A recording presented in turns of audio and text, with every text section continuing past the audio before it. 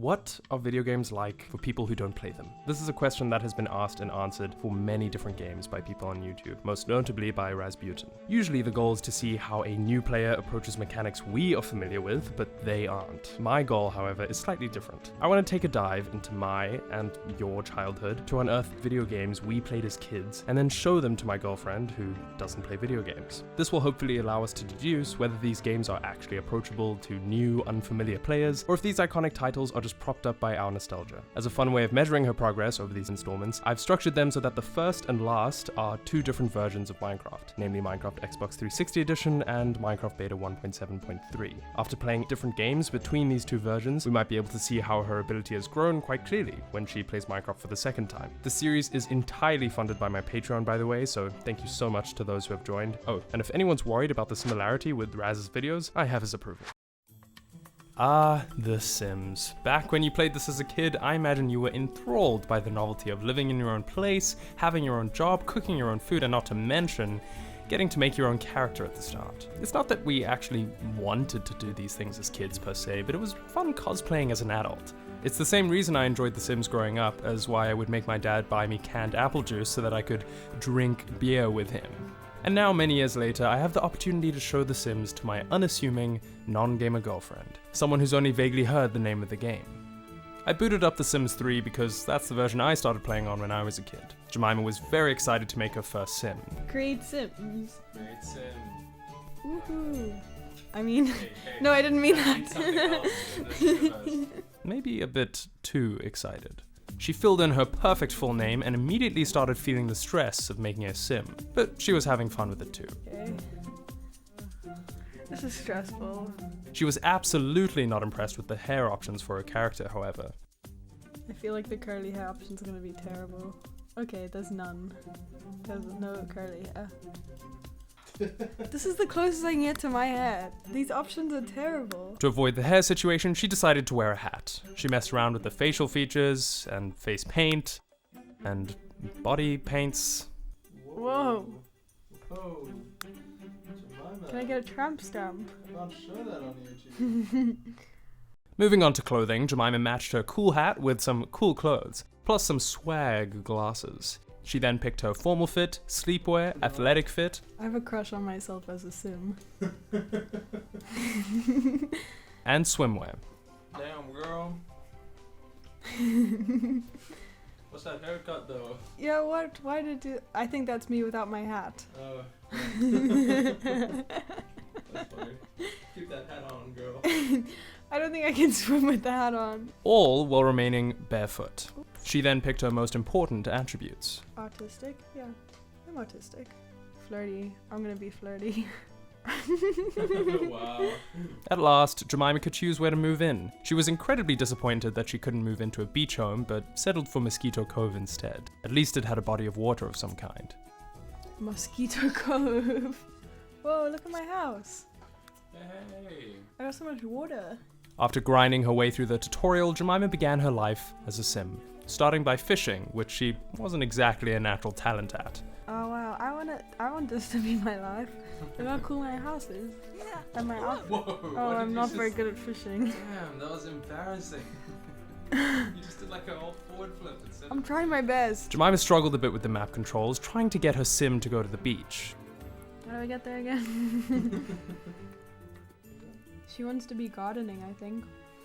Eventually, she just decided to complete one of the tasks her sim wanted to do, struggling a bit, but managing to figure out how to get to the grocery store. Oh yeah, I'm going to the grocery store. I'm gonna plant these things in the garden. For any Where the Crawdads Sing fans out there, Jemima was channeling her inner marsh girl. I feel like marsh girl. I'm running around barefoot to my marsh. I love my marsh. That evening, Jemima went for a sunset swim, definitely intimidating some of the other swimmers. There's a lighthouse. Oh, pretty. Oh, I am swimming. You're really creeping up on that. I'm a child. Walking like that. Strutting my stuff. Looks like you need as shit. I'm Marsh Girl. You got shit in your pants. Jemima was getting a little bored of all this lounging around and decided she wanted to participate more in the world around her. She intended to go to a library to look up a book on gardening and buy seeds from a market to get her home garden growing. They're not selling seeds. I just spoke to an acquaintance, I think. Boyd thinks Jemima is okay. She met a guy along her way with whom she got on with, but for some reason, Jemima was absolutely intent on dumpster diving. Dumpster diving? Hello? Girl, I never said you could do this. This is not okay. Get out of there. Get out of there. What? Does that mean... Stop! Get out! Get out! Let's go to bed. Let's go to bed. Time to go home. When she got home, she hopped in the bath. Yeah, after all that dumpster diving, I really need this bath. After getting a good night's rest in the middle of her upstairs room, Jemima awoke to the news of being in a relationship, I've started a new relationship. which she took to mean that she was now dating this guy. Unbeknownst to her, that just meant she had made a new friend. Jemima struggled with the controls a bit for getting her character to feed herself. No, okay, I just want to eat something.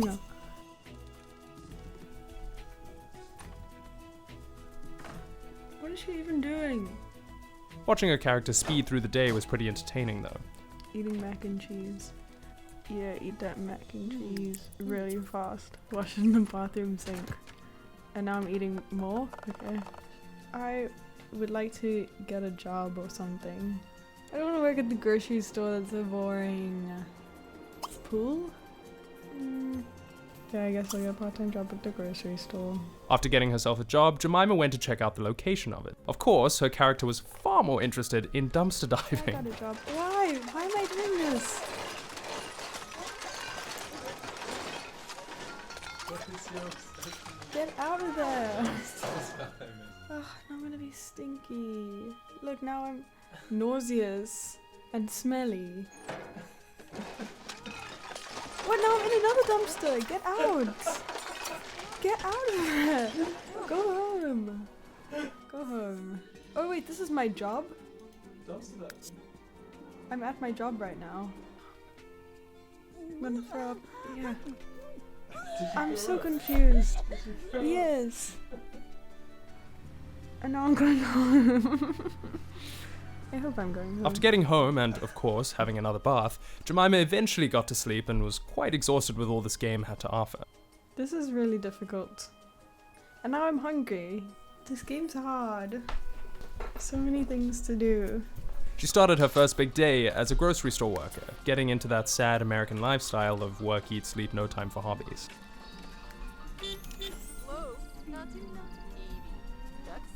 What? And now I'm tired again. And now I'm gonna sleep. I just want to do something other than work and sleep and bathe and eat. That's Is that all there is to life? This is not my house. She was also starting to get more and more uncomfortable with the guy she thought Jemima was in a relationship with. This was to be expected, of course, as he wasn't me. I don't like this man, he's weird. And now I'm hungry again. Will this ever end? A few days later, Jemima made a new friend who was really eager to get to know her, even barging into her home. Who that? Hey. Ask to hang out. They clearly were having some very enjoyable chats, but overall, the image of an unaccompanied minor in her house wasn't exactly a good look for Jemima. She even felt comfortable enough to take a shit a few meters away from him. Okay, can I get one of those newspapers, little guy? Oh, I'm just gonna... Okay. This is awkward. He's still in my house. Oh, he's right. The door ain't even closed. There's not even a wall. Later, Jemima found out that she wasn't in fact dating that weird guy after all. I don't think I'm actually dating him because it just says acquaintance when I go here. Oh, why did you say you were? Because it said somewhere that it was like new relationship. After all these shenanigans, Jemima slept badly. Apparently because of a cheap bed, whatever that means. Apparently she gets bad sleep because I bought a cheap bed.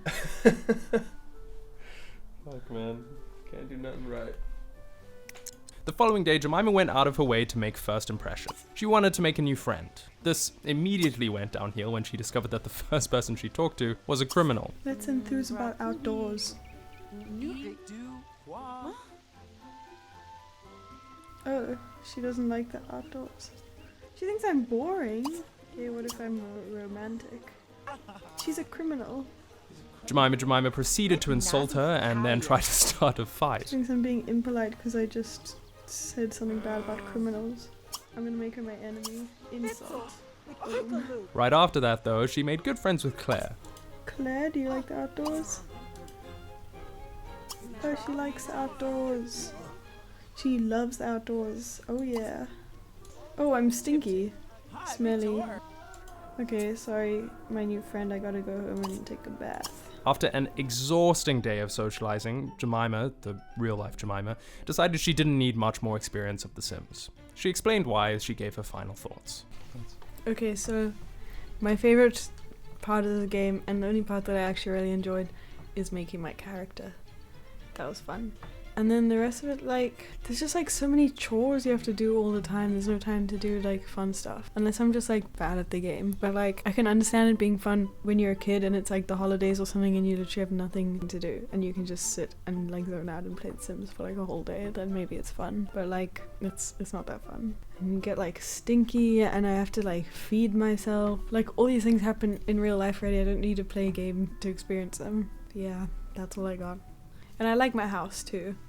But it wouldn't even let me get a house on the beach actually, so I don't like my house. I'm a marsh girl. Look at my bed, and I just got dishes on the floor. What the hell? What's she even doing?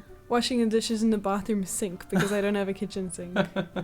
Yeah, I don't like this game. To wrap this up, I want to ask the big question after watching all of this. Is The Sims approachable to new, unfamiliar players, or is it just propped up by the nostalgia we have for this game? Well, I think this time the answer is much more nuanced than that. Control-wise, Jemima did have the occasional issue, and sure, she definitely felt aimless a lot of the time, but ultimately, I think her boredom associated with this game had a lot to do with the fact that there is no novelty in this game for adults. As kids, we were entranced by playing this as a way to almost cosplay as what an adult life must be like. Wow, imagine getting to live in your own home. Imagine getting to sleep whenever you want. Have your own money to spend. It's the kind of thing that I think enthralled so much of us who played The Sims as kids. But for adults like Jemima who live in her own apartment, there is no novelty here. She does have to cook her own meals, she does have to walk herself to university, and she does have to pay for her groceries. The Sims isn't offering a fanciful escape from reality like it did for me as a kid, imagining my life as an adult. Aside from the character creator, which Jemima really enjoyed messing around with, this game is almost a poor emulation of what her life is already like. And that, I think, is what removes the core enjoyment of this game when you play it as an adult for the first time. While maybe a bit complicated to get used to what you're meant to do in The Sims, I think the game mechanics themselves are approachable to new players. But I think the actual substance of what makes it enjoyable is shrouded in nostalgia for those who played it growing up, veiling those early days of our lives behind a curtain of real-world adult responsibilities, time when it was fun to pretend you had more authority over your daily life than you did. But ultimately, when it was time for dinner that your mom or dad made for you, you could shut off the computer, returning to your innocent lifestyle where food magically appeared in the fridge and you didn't have to pay rent. It's playing the game during these days that, to me, are what made The Sims so magical for so many.